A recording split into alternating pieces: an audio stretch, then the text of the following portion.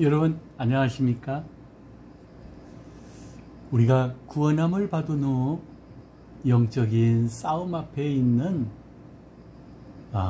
우리라는 제목으로 로마서 8장 19절서부터 21절 말씀까지 같이 한번 나눠보도록 하겠습니다. 허무함에 굴복하지 않는 영적 싸움에 대한 질문은 로마서 8장 전체의 핵심이자 우리 그리스도인으로서의 삶의 방향을 제시해주는 아주 깊은 주제입니다. 이 허무함에 굴복하지 않는 영적 싸움을 이해하기 위해서는 로마서 8장 19절부터 21절을 좀 더 자세히 들여다보고 로마서 7장의 맥락과 연결을 해보아야 합니다. 로마 성경 8장 20절은 피조물이 허무한 데 굴복하는 것은 자기 뜻이 아니고 오직 굴복하게 하시는 이로 말미암음이라고 말합니다. 여기에서 허무함은 단순히 무의미함을 넘어 목적을 잃고 부패하여 소멸해가는 상태, 즉 죄의 결과로 나타난 타락한 세상의 상태를 의미합니다. 창조주 하나님과의 관계가 단절된 세상에서 겪는 모든 고통과 파괴, 자연재해, 질병, 죽음 등이 여기에 포함이 될 수 있습니다. 피조물은 아담의 범죄 이후 죄의 영향 아래 놓여 썩어짐의 종노릇을 하게 된 것입니다. 이 허무함은 우리 인간의 내면에서도 고스란히 경험이 됩니다. 로마 성경 7장에서 바울은 나는 선을 행하기를 원한다. 그러나 내가 원하는 바 선은 행하지 아니하고 도리어 원치 아니하는 바 악을 행한다. 그러하면서 탄식을 합니다. 즉 선을 행하고자 하는 의지는 있지만 내 안에 거하는 죄의 세력 때문에 결국 죄에 굴복하고 마는 인간의 비참한 상태가 바로 이 내부적 허무함입니다. 우리 스스로의 의지와 노력으로는 죄의 권세에서 벗어날 수 없는 한계, 이것이 바로 우리가 굴복당하는 허무함의 실체이지요. 이러한 허무함은 피조물뿐만 아니라 인간 스스로가 가장 깊이 느끼는 비극이며 사망의 몸, 로마 7장 24절에 말씀하죠. 이 사망의 몸에서 벗어나기를 간절히 바라는 이유가 되는 것입니다. 이 싸움은 단순히 의지적으로 죄를 안 짓겠다고 다짐하는 것을 넘어섭니다. 로마서 8장 또 7장에서는 절망적인 탄식, 이 사망의 몸에서 누가 나를 건져내랴 하는 명쾌한 답을 제시합니다.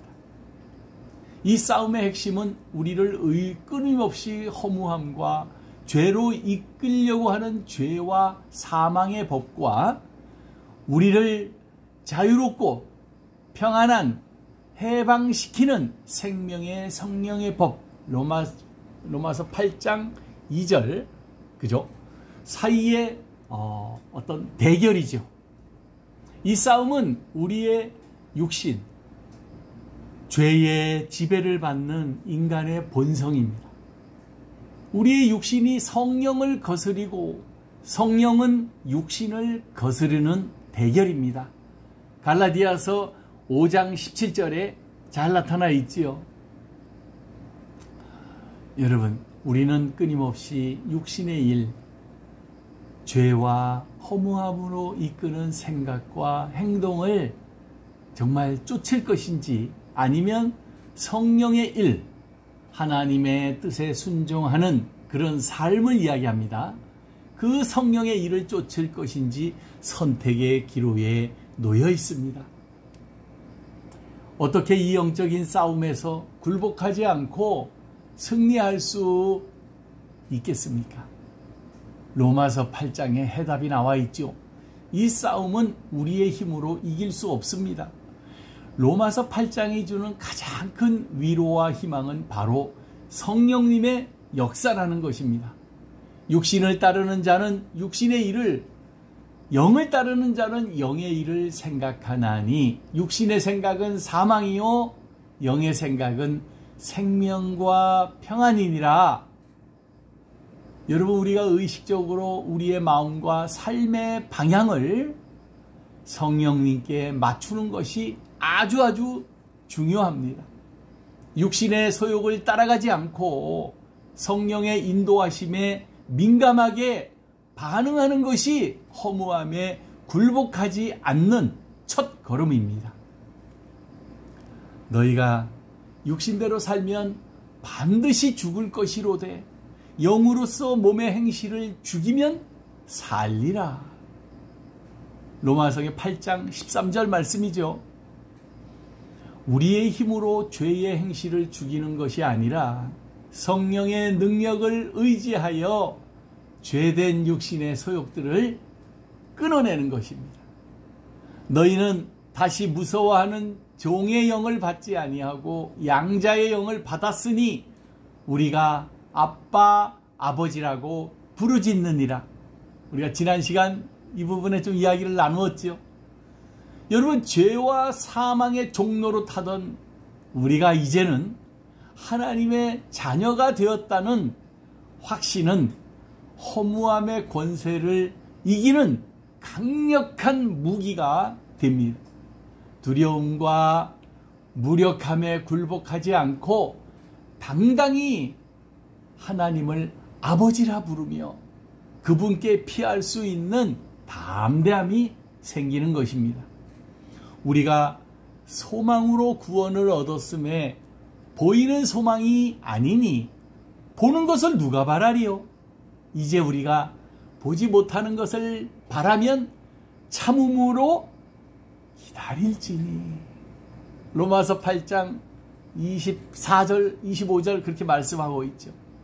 이 땅에서 여전히 죄와 고난 속에서 탄식하지만 우리는 궁극적으로 허무함의 종노릇에서 완전히 해방되어 하나님의 자녀들의 영광의 자유에 이르게 될 것이라는 확고한 소망을 가지고 있습니다. 여러분, 이 소망이 현재의 어려움 속에서도 좌절하지 않고 인내하며 정진하게 되는 것이죠.